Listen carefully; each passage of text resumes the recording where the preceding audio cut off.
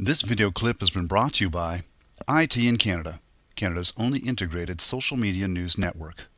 Find us on the web at www.itincanada.ca.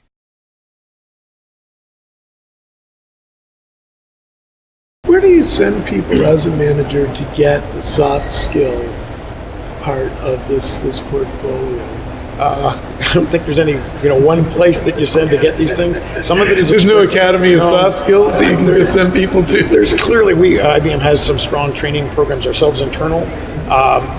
You can take advantage of some very effective external courses around effective writing skills, proposal, presentation skills. So and even just a broad experience being on teams. Seeing it in action, giving just broad exposure, or being given the opportunity to be exposed to those things does help people see what skills are actually required and where they may lack. The other main area is to give them opportunities to do it. If you're not a good public speaker, you feel uncomfortable public speaking, you're never going to feel good.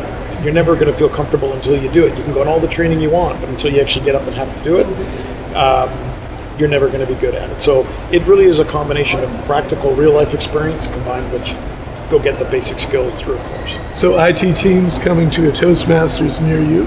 Yeah, exactly. Yeah. Let's go back to the survey that you folks released at Sapphire.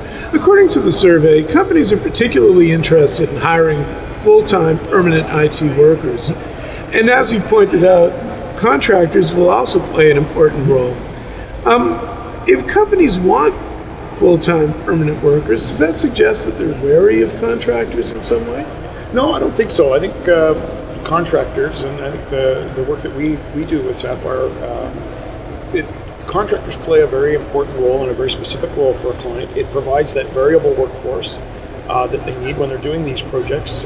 Some of these projects are perishable, they will end, and the requirement for the skill is not something that the company can sustain. Mm-hmm. So very clearly, the variable workforce is important for them in that aspect. And then there are roles that when you're investing, you want to invest in the skills and you want those skills to remain with the company and you think you can leverage them long term. So I think there's a role for both. I don't think it's one preferred over the other. I think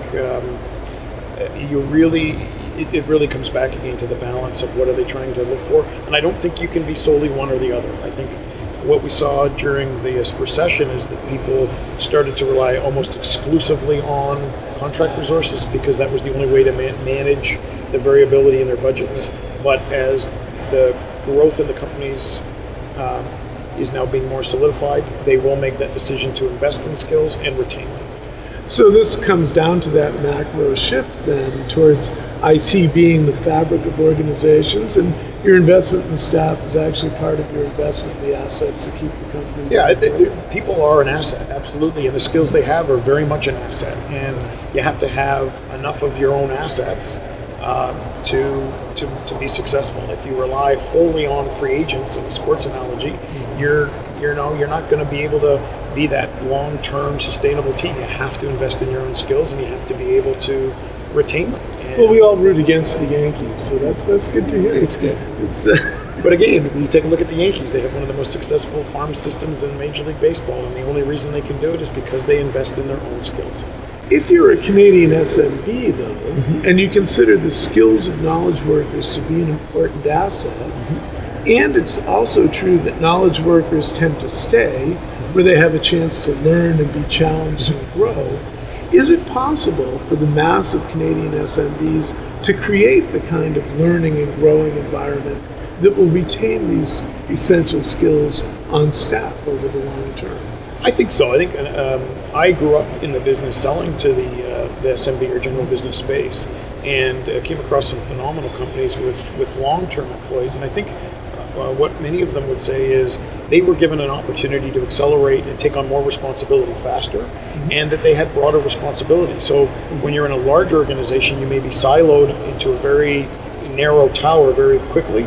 In a SMB account or a general business account, you're given the opportunities to manage multiple disciplines. You get broader faster, and you can take on responsibility. And that broader responsibility sometimes is what people are looking for. It makes them feel more connected to the management team and part of the actual company, more embedded in the company itself.